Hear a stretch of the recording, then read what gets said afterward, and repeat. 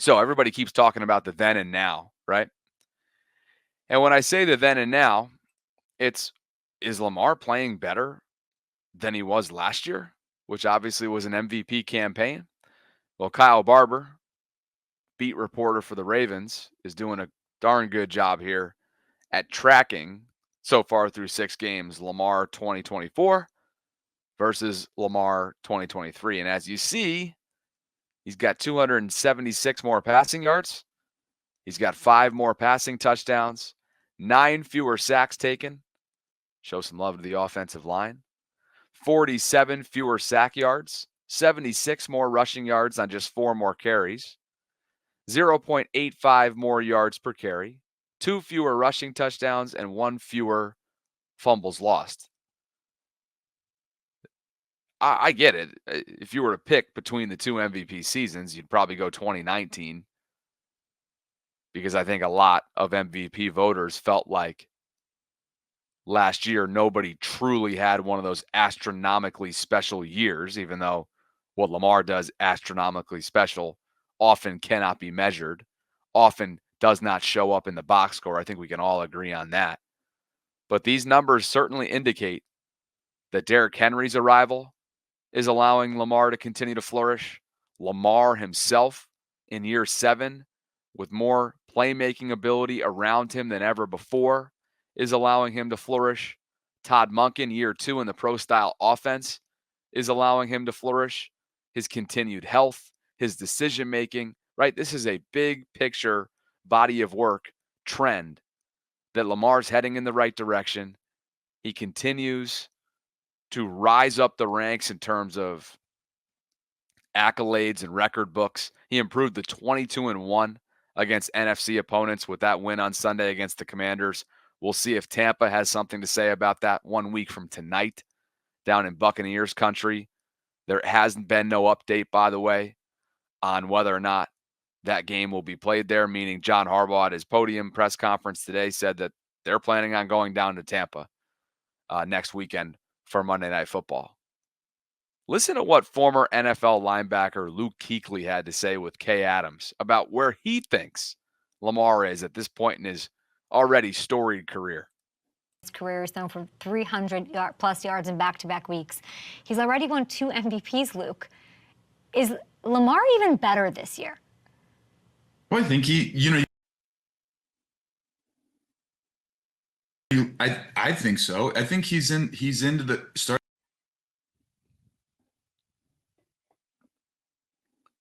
to get into the prime of his career, and they've obviously brought Derrick Henry in. I think Monken's done a great job, but now look at who he's got on the offensive side of the ball. I think, Mark Andrews has been really good, but now Isaiah Likely, Zay Flowers, in that 12 personnel set they have, they can run all their run game stuff. They can be big. They can go power football. They can put Pat Ricard in, and they're not limited as a receiver from the receiver threat with having 2 tight ends in Andrews and Isaiah Likely. I think everybody in the NFL would love to have both those guys. But, I mean, all Lamar has really ever done is win games and score points and go to the playoffs. I mean, he's been, I think, 5 out of his 7 years in the NFL, the Ravens have gone to the playoffs. So yeah, I just think they're big, they're physical, they know what they are. Lamar's a problem. Yeah, and I think what you're saying is interesting and crazy because, well, firstly, Todd Monken lets the game come to Lamar. It's very obvious. So what you're saying about the Eagles, we're seeing how successful it can be in a place like Baltimore. The other thing that's crazy is that you're saying that he's getting into the prime of his career and he has 2 MVPs already, and then he's getting better, and I think you're right, and I just think that's terrifying. And as we said, we both agreed last week, like, what a dangerous squad. The prime of his career. Lamar turns 28 this upcoming January. I'll react to that in just a second, but just in case you missed this morning's broadcast, Nate Burleson, Matt Ryan, 2 former NFL players respectively, had this to say on the NFL on CBS broadcast yesterday after watching what Lamar did against the Commanders. couple of weeks, just think about how well this offense is grooving. You got the tight ends that are making plays. Wide receivers are now stepping up and saying, hey, Derrick Henry, you don't need to hold us down all game long. You could take a couple of quarters off and then close it out just like a pitcher in Major League Baseball. But the one thing I can appreciate about this team, if they go up against a squad that wants to bring the heat, because that was the Commanders, they blitz 40% of the time. Lamar Jackson versus the blitz today, 10 for 11. 162 yards, which means if you're going to bring the heat, then I'm going to turn up the flame a little bit on your defense. And what I saw was all of that pressure was him delivering from the pocket. Yes. Right? And that, to me, is the scariest thing if you're going against the Ravens. He's got the ability. We saw the QB run where he's outside of it. He can burn you with his legs. I think he had 40 yards rushing today. But delivering from the pocket over the middle of the field to the outsides, using all of the different targets that we saw today, that's a dangerous Lamar Jackson. From the pocket. Oh, by the way, can still gash you on the ground. He's a top 10 rusher right now. You see what this offense has done over the last 2 games, courtesy of that CBS graphic. 41 points in Cincy, 520 total yards, 6.8 yards per play. Yesterday against Washington, 30 piece, 484 yards, 7.4 yards per play. Todd Monken's got this group absolutely rolling right now, and Lamar is the catalyst. Derrick Henry may put them over the top and may be a co-closer, and definitely is a co-closer that Lamar has never had at his disposal, offensively speaking, through 7 years in this league. But it all runs through Lamar. He is the straw that stirs this Baltimore drink, and it is just absolutely fantastic to watch. The highest graded Ravens, of course, Lamar was one of them with an 82.3 overall grade. Zay Flowers leads the way with a 90.2 grade. Mark Andrews, 85.8. Good to see him involved, tying the great Todd Heap for most touchdowns in Ravens franchise history at 41. All records are meant to be broken, as I texted Todd yesterday. Still haven't heard back from him yet either. Travis Jones, 83.7. That guy, he is clogging up the middle. It's exciting to see the development of Travis Jones along that defensive front. And Kyle Hamilton, of course, is in on this as well, 82.5. I'm still super impressed by that one rep between him and Terry McLaurin. Just a hit stick, perfectly clean technique there from Kyle, and just a better football player, or as good of a football play, right, as you will see. From Terry McLaurin, who's a dog, and he's been around for a long time. He's dealt with a lot of BS, by the way, in that previous regime. For those of you who, Redskins prior to the Washington football team and the Washington football team, and now the Commanders, new ownership group, new head coach, new franchise quarterback who is exceptional. There's a lot to be excited about. But at the same time, the Ravens understood that we're still here, and you're not quite at our level yet, and that's fine. Look, I'm taking nothing away from the Commanders whatsoever. Again, first-year head coach, first-year owner, at least in the NFL side of things. I know he owns other franchises, but outside of in other pro sports areas. But they didn't have Brian Robinson. They had a couple injuries in game. I think they just lost Jonathan Allen to a torn pec. I saw Grant Paulson tweet that out, who joined us.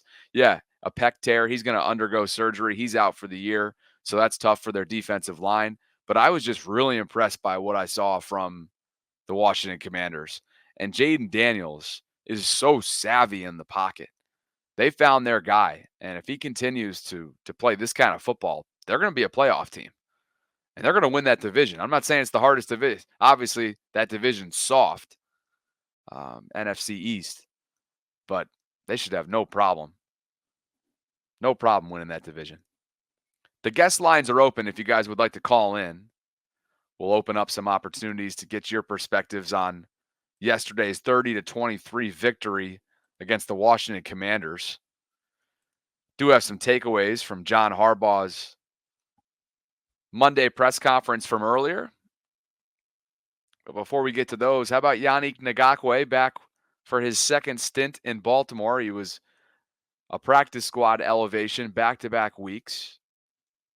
would probably assume that he'll be up on the 53-man roster as a mainstay coming up here shortly after he runs out of elevations at 3.